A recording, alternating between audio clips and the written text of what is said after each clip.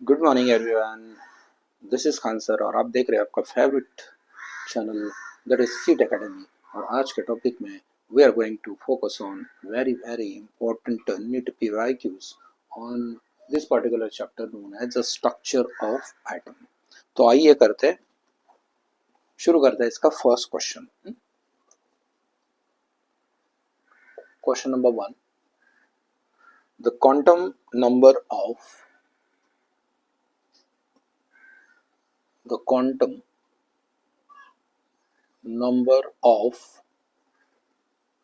four electrons are given, that is n is equal to 4, L is equal to 2, M is equal to -2 and S is equal to -1/2.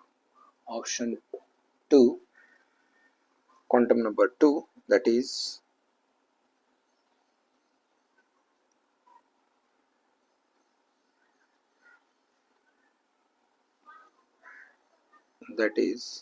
n is equal to 3, L is equal to 2, M is equal to 1 and S is equal to +1/2. Third quantum number, n is equal to 4, L is equal to 1, M is equal to 0, S is equal to +1/2. Quantum number 4, that is n is equal to 3, L is equal to 1, M is equal to -1, S is equal to +1/2. The correct decreasing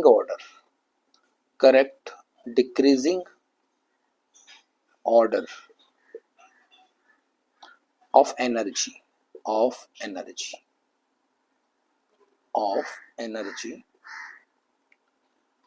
these electrons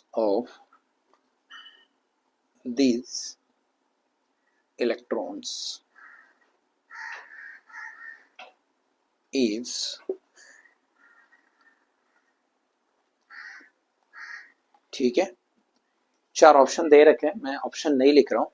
सबसे पहले हम लोग समझ लेते हैं इस question को। The quantum number of 4 electrons are given, है ना, जो है कि 4 इलेक्ट्रॉन्स के क्वांटम नंबर दे रखे हैं और हमें ये फाइंड करना है कि इसका डिक्रीजिंग ऑर्डर ऑफ एनर्जी क्या होगा इलेक्ट्रॉन का। क्वांटम नंबर दे रखे, क्वांटम नंबर दे रखे, देखो n is equal to 4, L is equal to 2, M is equal to -2 और S इज इक्वल टू -1/2। और ये n होता क्या है? n मतलब हमें पता है n is the principal quantum number और ये रिप्रेजेंट करेगा आपका शेल नंबर को रिप्रेजेंट करेगा। क्लियर है? नाउ ये जो है मैग्नेटिक क्वांटम नंबर, ये रिप्रेजेंट करेगा आपका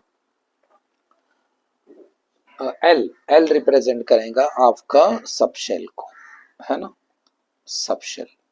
ठीक है, ये जो है मैग्नेटिक क्वांटम नंबर, ये पोजीशन रिप्रेजेंट करेगा और ये S जो है ये रिप्रेजेंट करेगा आपको स्पिन ऑफ इलेक्ट्रॉन। ठीक है, देखो अभी इसमें जो है ऑर्डर जो होगा,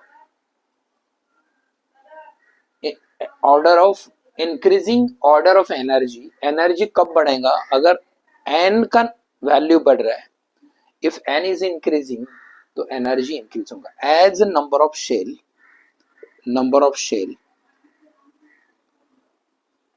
is directly proportional to energy.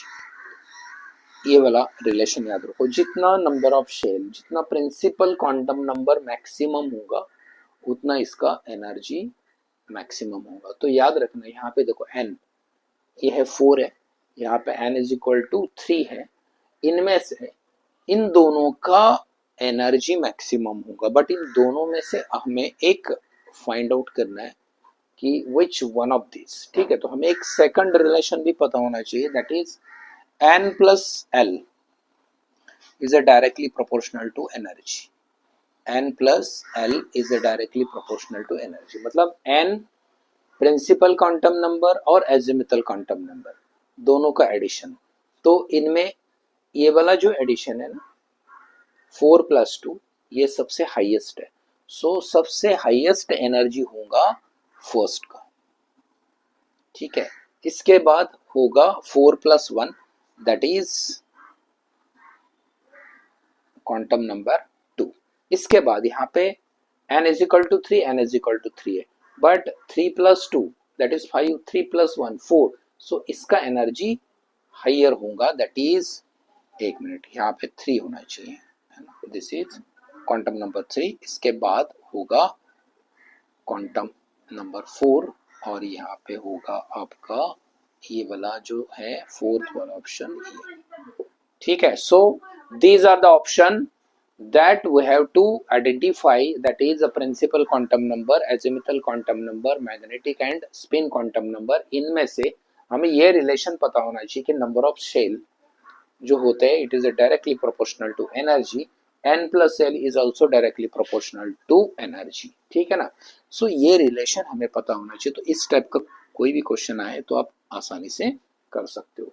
अब n हमें पता है, l हमें पता है, l क्या रिप्रेजेंट करेगा, ये सबशेल को रिप्रेजेंट करेगा। मान लो अगर n = 1 है तो इसके अंदर एक ही सबशेल होगा दैट इज s, तो इसका वैल्यू होगा 0। अगर n = 2 है तो इसके अंदर दो सबशेल होंगे that is s and p, तो इसका l का वैल्यू होगा 0, इसका l का वैल्यू होगा 1। अगर प्रिंसिपल क्वांटम नंबर 3 है तो इसके अंदर sp_d 3 सबशेल होंगे, l का वैल्यू 0, l का वैल्यू 1, l का वैल्यू 2। सिमिलरली n = 4 है तो फोर्थ शेल के अंदर होंगे आपके sp_df 4 सबशेल होंगे और इसका जो है एजिमुथल क्वांटम नंबर होगा 0 1 2 3 लाइक दैट, ठीक है।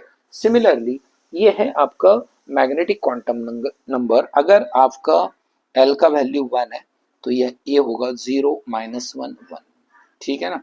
इस तरह से आपका मैग्नेटिक क्वांटम नंबर होगा। अगर l का वैल्यू 2 है तो 0, ठीक है, -1 -2 +1 +2, इस तरह से ये इसका मैग्नेटिक क्वांटम नंबर होगा। स्पिन क्वांटम नंबर का दो ही वैल्यू होता है दैट इज +1 +1/2 -1/2 लाइक दैट, ठीक है।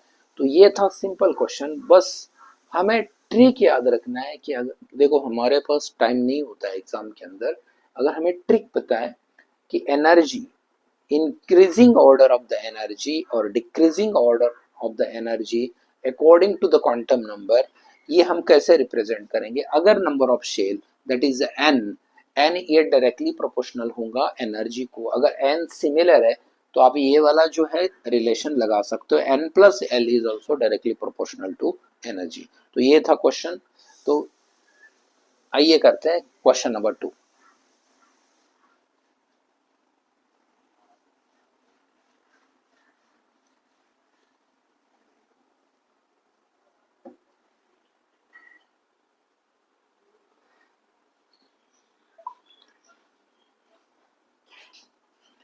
So question number 2 is,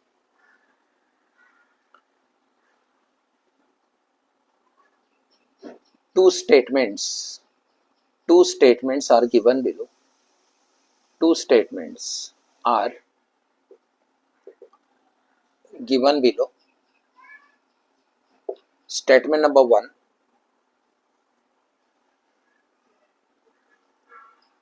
in Balmer spectral lines,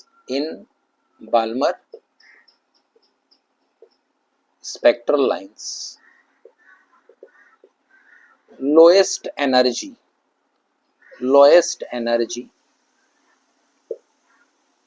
is located at 5/36 RH centimeter inverse. Clear? Second statement, when temperature of black body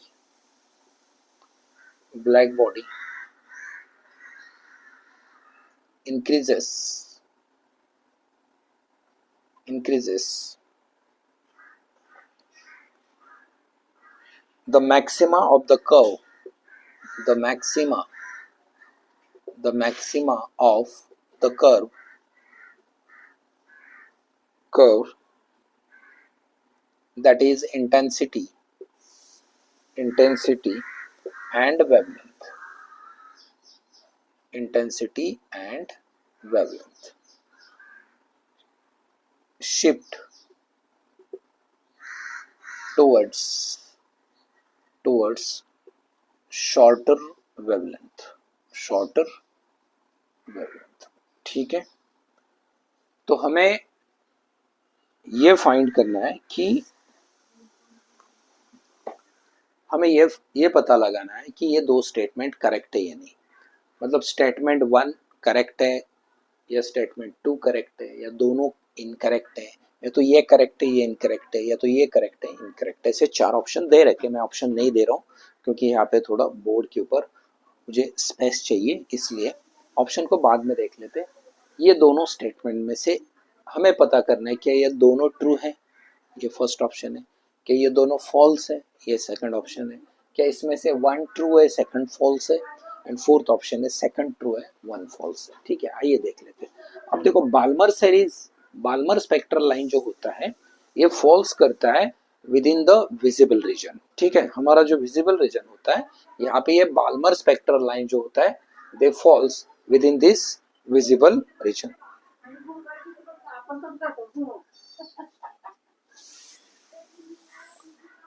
so in Balmer spectral lines जो हमारा energy होता है, हमारे जो spectral lines होते हैं ये फॉल्स करते हैं within the visible region, that is 400 to 750 nanometre. तो आइए देख लेते हैं इसमें होता क्या है कि इलेक्ट्रॉन की ट्रांजिशन होती है बाल्मर सीरीज के अंदर, इलेक्ट्रॉन का ट्रांजिशन होगा from higher energy level to second energy level. ठीक है, ये n is equal to 1, n is equal to 2, n is equal to 3, n is equal to 4, n is equal to 5। ठीक है, ये हमारा ये हायर एनर्जी लेवल से second energy level में ये ट्रांसफर होगा। ठीक है, इस तरह से ये ट्रांसफर होगा।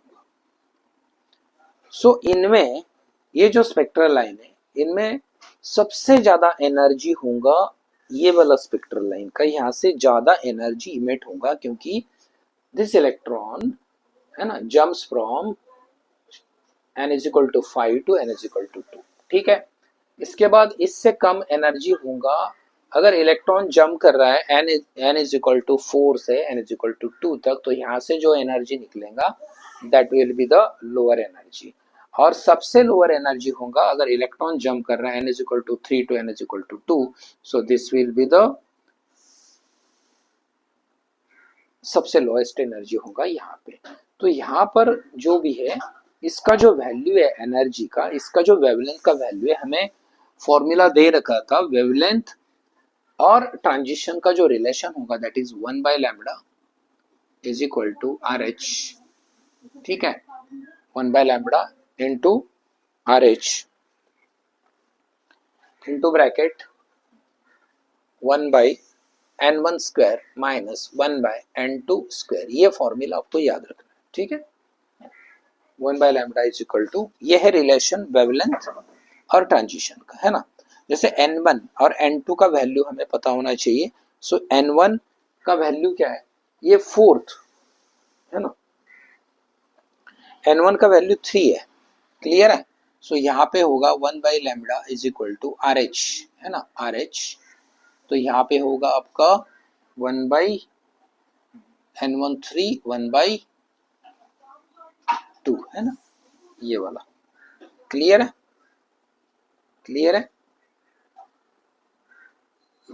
n1 square n2 square. यहाँ पे अगर इसको हम सॉल्व करेंगे तो ये होगा आपका स्क्वायर, है ना।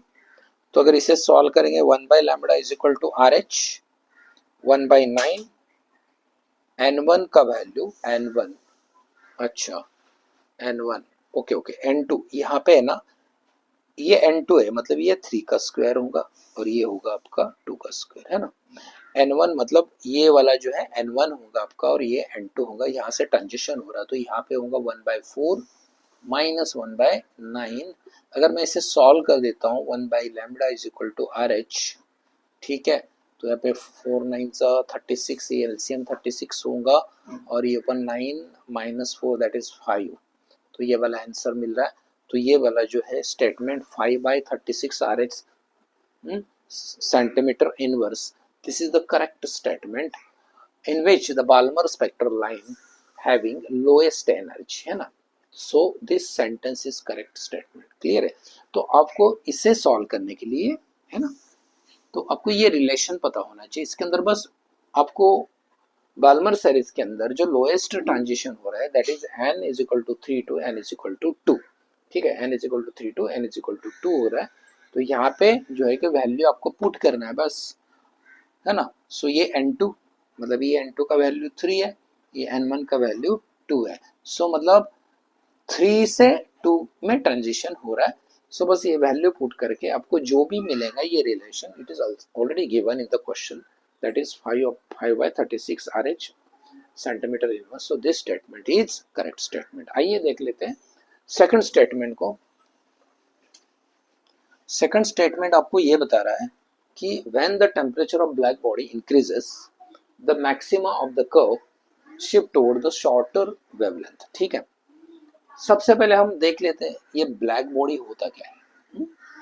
Black body is a object, मान लो ये ऑब्जेक्ट है, कोई भी ऑब्जेक्ट, कोई भी सरफेस ले लो या तो ऑब्जेक्ट ले लो, which absorb maximum radiation without any reflection, मतलब एक ऐसा बॉडी, एक ऐसा सरफेस जो कि मैक्सिमम रेडिएशन को एब्सॉर्ब करेगा without reflection, and that particular object is known as a black body, ठीक है।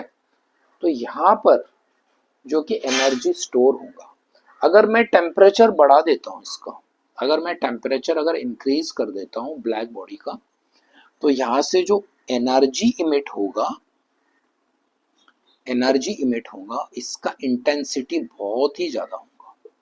इंटेंसिटी जो होगा ये इंक्रीज होगा, बहुत ही ज्यादा होगा, बट इसका जो वेवलेंथ होगा, इसका जो वेवलेंथ होगा it will be shorter, clear. So ये यहाँ पे दे रखा है when temperature of the black body increases maximum of the curve intensity and wavelength, तो ये शिफ्ट करेगा toward the shorter wavelength. So this statement is also correct statement. तो इस टाइप के क्वेश्चन आ रहे, आपको क्वेश्चन लगेगा बहुत ज़्यादा डिफिकल्ट है, बट होते नहीं है क्वेश्चन ज़्यादा डिफिकल्ट, बट आपको इसका कंसेप्ट पता होना चाहिए कि ब्लैक बॉडी क्या होता है। अगर मैं टेम्परेचर इंक्रीज करूँ तो इसका एनर्जी ज़्यादा बाहर निकलेगा, बट इसका वेवलेंथ जो है कि शॉर्टर होगा।